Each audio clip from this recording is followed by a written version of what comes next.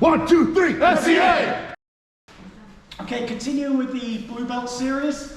So, kind of working in this situation, when this guy's being defensive, so he's got his butt back, and he's really defending, it's very hard for me to get in and throw him. If all he wants to do is defend this position, and he isn't really committing to me, he could wear me out by trying to force positions, so I don't want to play with that.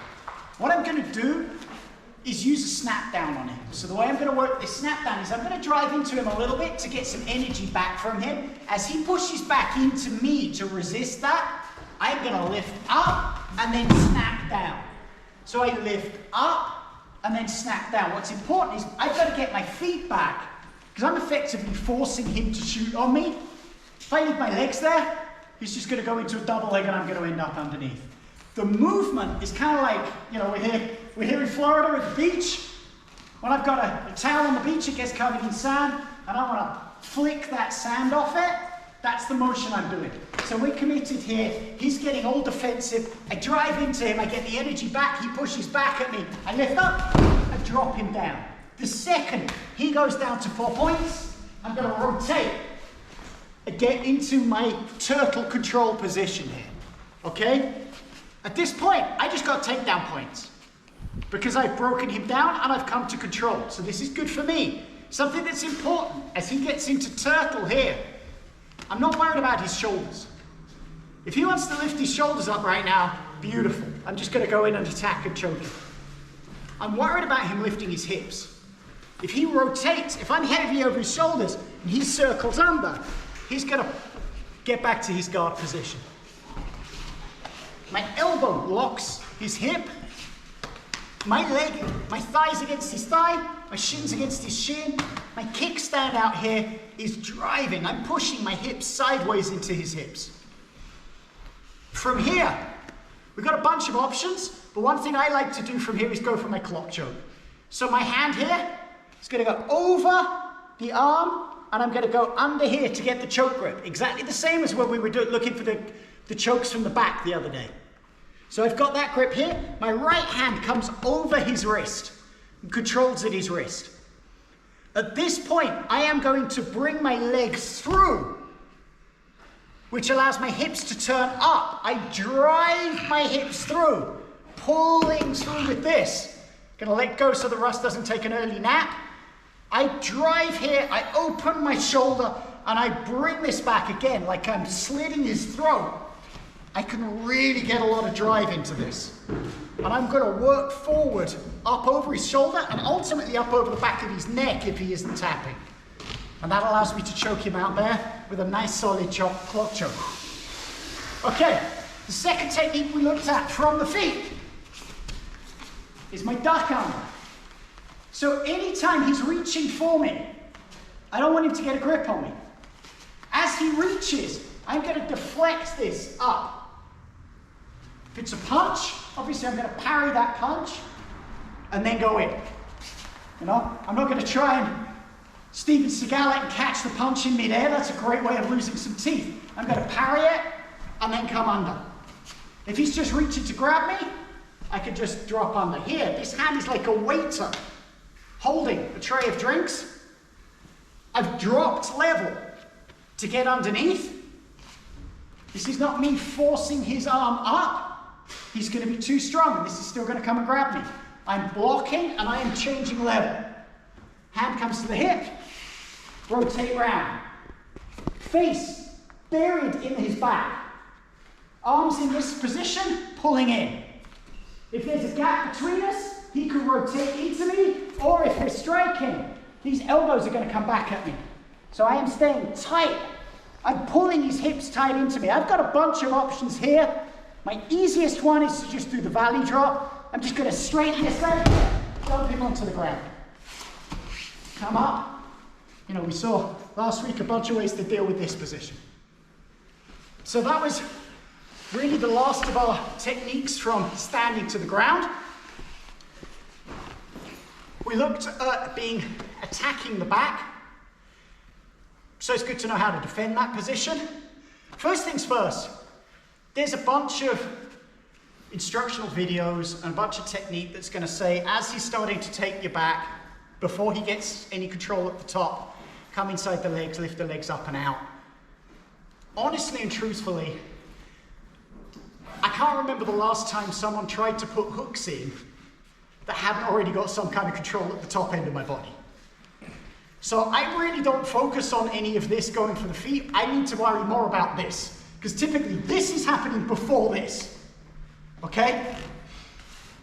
One thing I will say though, anytime that someone is trying to get their hands around, I can defend. I've got different defenses. Home alone, reverse home alone, whatever the hell this is. Vogue. I don't know, it's like squashed cat, Vogue, okay? But I'm looking at different ways of controlling. This one I kind of like because it forces, I know where his arms are going. He's going to come that way and he's going to come that way. He can't really do it the other way around. Home alone works pretty well. But one thing I really, as this hand starts to come around here, I open my thumb out and I aim for the web of my thumb to catch the web of his thumb. Same down here, opening my thumb, web of my thumb catching the web of his thumb. And I could delay this and I could block this and make it very hard for him to get that in to allow me to go 2-on-1 and start to escape out. That's all well and good, but sometimes everything goes wrong and he gets his grips together. At this point, it is very important. I got two sides here. I got strong side, weak side. Strong side is the threat. This is where the choke is coming from. I want to reach up real high up on this strong side. I'm grabbing at the shoulder and then I'm locking this arm in, and then this arm is coming over the top and locking this down. This stops two things. This stops the choke. It also stops him switching off and going for a rear naked. If I just pull here and pull this down, he can switch off to a rear naked and I just helped him. That's not good for me. So I get over and I'm blocking here. My preference now is to escape to the weak side. I don't always have the option. We might fall this way. He might drive us this way. But if I have the choice in the matter, once I've got this locked in and I've defended the immediate threat, I am going to drive my head. I'm pushing hard into Russ's face here, over to the side that I want to go to, and I'm going to drive over and back. I'm aiming to get my shoulders on the ground. With my shoulders on the ground, I am going to keep walking my hips, driving out along his leg until I clear that line. My left elbow is going to come down to the ground, block him from coming back under me, and I can then turn up. If I do not bring this arm down, as I go to turn, he's going to lift me and pull me back into his, well, pull me back underneath, no, take me back. Yep, he's going to pull me back. So that's why this elbow goes down to block his hip. Stop him coming over. This same escape on blocks here, this will always so work to the strong side. I go over here, I drive, and I work out. Once I get to here, I really want to get outside of that arm to escape. The only difference is, the whole time I'm in here, this is a threat. This choke's a threat. Once I've gone weak side, I've killed the threat of the choke. So that's why I prefer to go that way, because the whole time I'm here, I'm a slip up away from getting choked out. Couple of added details that aren't specifically on the Blue Belt curriculum, but it's good to learn them at this point. So first things first, as I'm working my way over, some people with bendy legs, they're going to get real high and kind of push their feet, so this foot stays up in my hip, and this one gets here. And he's trying to stop me here and control me. So I'm trying to hip out, he's got good control there with these feet. What I'm going to do, as I get out here, I'm now going to lift up and I'm going to invert. See, my butt's up in the air, my hips are above, and I'm heavy into his chest. This foot can now come knee down and open this out, which allows me to slide through and then go back to my escape. So that's going to increase my ability to escape.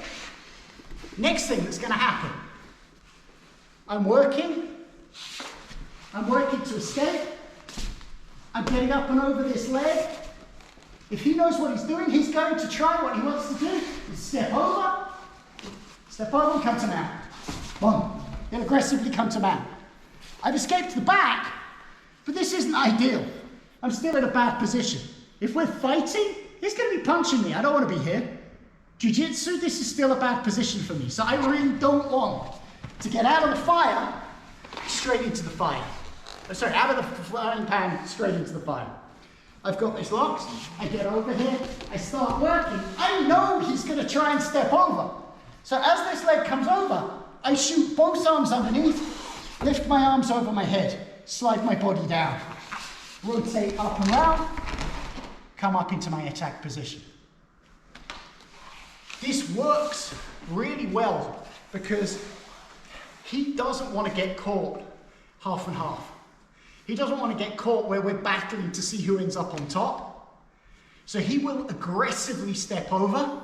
His aggressive step over really allows you to drive up and under and get up through. Final thing we looked at is if he's figure fouring. So he's figure fouring, tuck that under my leg. He's so inflexible. Okay, he's figure fouring me here. This is a horrible position to be in. In this case, I don't worry so much about the hands when I'm thinking which way we fall. I'm going to control this the same. I don't want to get choked out. But the side I fall to, I have to go towards the foot down. So I'm dropping this down here. If you come around with the camera, I am going to make my own figure four. So I've made my figure four here. All I'm going to do is circle my hips towards the outside, and he's going to tap. That makes it very tight ankle lock.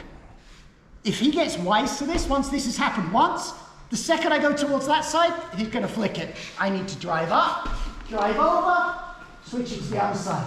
What's going to happen? Yeah, he's unhooked that. So now I can do my regular escape. People normally get caught in that one time and they get wise to it. So that's the techniques we worked on.